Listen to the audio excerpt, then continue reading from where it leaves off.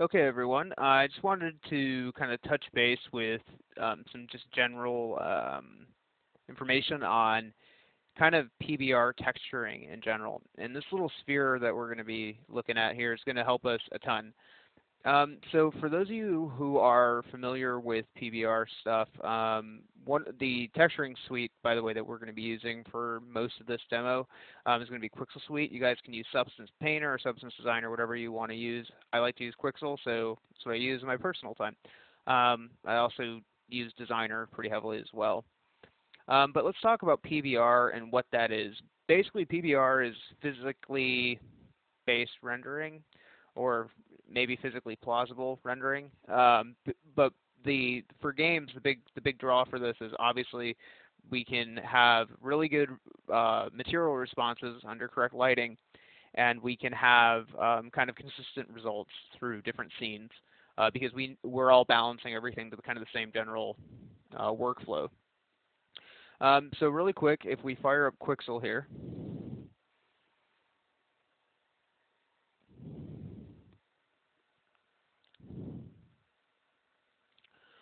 let that load up. Here it goes. All right. And I'm just going to assign a stock generic texture that I have. This isn't for actually any texturing purposes. This is just to load up the library here so we can look at it. And as it's going, I'm going to pop back into Unreal. But the key important things to remember with PBR texturing in general is that you're going to be reliant on a few kind of core principles. First off, your albedo pass, which is kind of, if you guys were familiar with older texturing stuff, that is your diffuse pass. Your albedo pass doesn't have an ambient occlusion pass in it. We used to embed stuff via mult in the typically in the texture pass. Now we actually will embed the ambient occlusion in a separate pass in here, and that literally was getting AO piped right into it. So albedo, or base color in this case, is the albedo pass, and that's just pure color. Okay. The next thing that we have to contend with is reflection, okay, or metallic.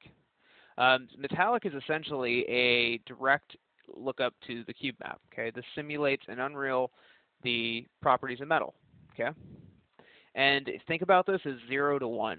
Okay, and this is why this is set up for this, is so you can see it in 0 to 1, and that is we have either basically no metal or some metal, or no metal or all metal.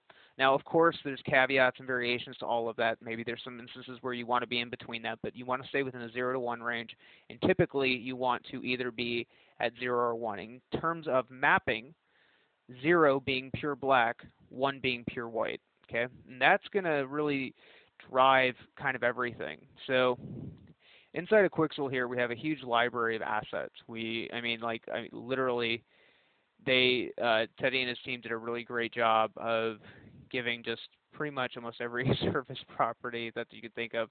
Not every surface property, but a lot.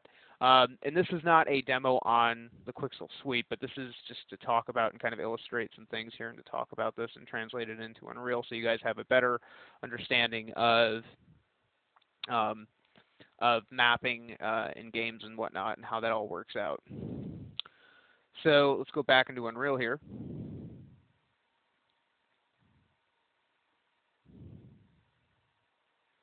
Here we go. That's not Unreal though, that's 3DO. Okay, so now, as with everything though, things can get a little weird. So I'm going to show you what happens when I throw a color value into this metallic slot. I'm using a 3 vector. Again, if you guys have watched the other videos, it shouldn't be too far off for you guys. Okay, nothing's going to really happen. Okay, now, if this was true, like, I guess the analogy, if this was quote unquote true, like true traditional reflection-based shading, like true PBR shading from like the pre-rendered side of things, this, if I wanted to reflect red metal, this is essentially what I would do. There's obviously caveats to that, but that's essentially what I would do. Now, for this, obviously that's not what we're doing here. If I wanted to reflect red metal, what I would do is I would do something like this.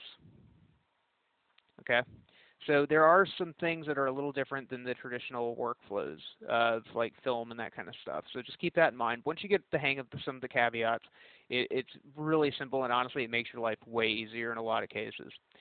Roughness is really powerful. Roughness is what drives all of our, well, the majority of our surface information.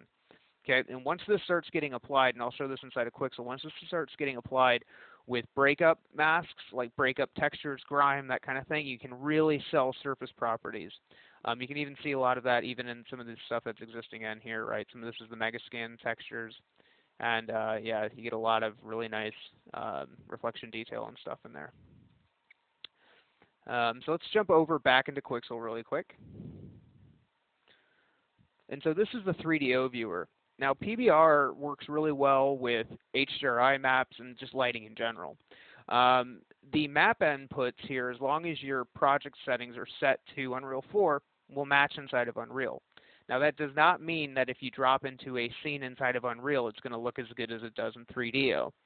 That's not the case. The reason for that is 3DO is looking at an HDRI map. And there are ways you can make Unreal do that. You can download one of, and it's on the Unreal website, you know, you can download one of the Unreal Beauty scenes and render stuff essentially just as you would the same quality as Marmoset or any of those other PBR rendering engines. But again, you can see here, this is going to be a pretty, since it's a nice surface breakup. Let's look at the metalness pass here. Now again, they have rust on top of here. So the rust is pure black. It means it's not getting any reflection of the metal. The metal, or the steel base, is getting pure reflection. So it's a pure lookup. Okay, it's a pure cube map lookup. Now without any roughness on, this would look almost like chrome. So let's go ahead and play with that and see what that looks like.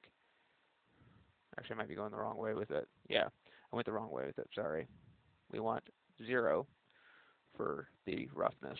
Okay, so essentially pure chrome, right? Pure reflection. And pure white, pretty much matte or totally diffuse, I guess is the best way to say that. Okay, and the exact same thing that we'll see here in Unreal. If I go back to our little chrome thing, or chrome ball, I'm gonna reset a bunch of stuff so I don't have to mess with my settings too much. There we go.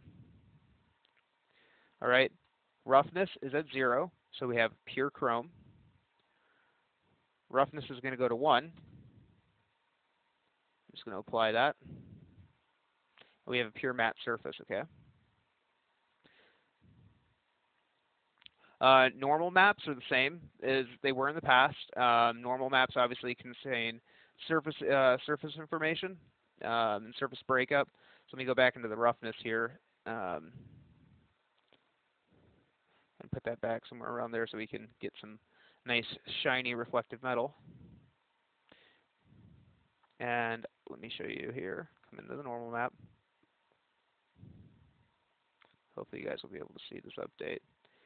Some nice little breakups there. Actually, let me just push the roughness down just a little bit.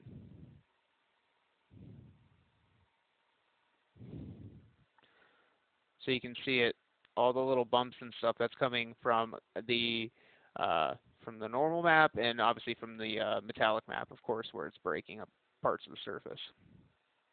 Okay. So again, that principle translates directly back into Unreal. So it's pretty straightforward in that regard in terms of texturing. Okay, the key things that you should remember is albedo, pretty much just color. Metallic typically can just be a number. You can also use masks, and you can actually use textures, of course, for areas like a good example would be peeling paint, reflecting the chrome paint underneath it. Peeling paint would be 0 for the metallic. The actual underlying chrome would be 1.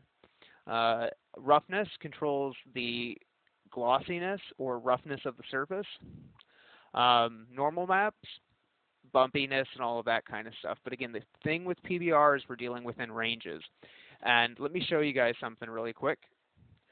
So on the Marmoset website, they give a really nice breakdown, an in-depth breakdown of PBR the general sRGB reflectance and albedo spaces for everything, and it's really informative. Now, again, we can go through and it goes into in-depth kind of information about how all of this stuff with PBR, and I'm not going to go into absolutely everything because if you're really interested in this, you can go through and obviously read all this and really talk about it. You can see here we have some nice material layering and stuff that's going on with this, and we can obviously see all the respective maps that made that asset. But if you guys have interest in that, please go check it out. I definitely encourage you to do it. It is not absolutely necessary for that for you guys to get into the texturing to deeply understand that. For me, I found that I understand stuff the most when I start actually executing on it and start doing it. So with that said, we're going to just keep on moving right through this lecture and keep moving on to bigger and better things. You guys are going to watch me do a ton of texturing in these demos, so we're not going to spend too much time on it. I just wanted to have a little bit of a segment that just talked briefly about the kind of the brief overview synopsis of PBR. Again, PBR, we're dealing with metal or metallic and roughness, which is what Unreal is going to call it. It's going to call it metallic. It's going to call it roughness. The base color is your albedo pass. Your albedo pass is going to have no AO in it. Now, there are going to be times when you're going to want to break these rules, but those are kind of the standard rules, okay? There are going to be times when I'm going to break those rules. But again, the standard rules are, just as I previously said, no AO in the diffuse. We don't use specularity. We are going to be relying on metalness and roughness to drive our shininess and our surface properties. All right, guys, we'll just keep on going.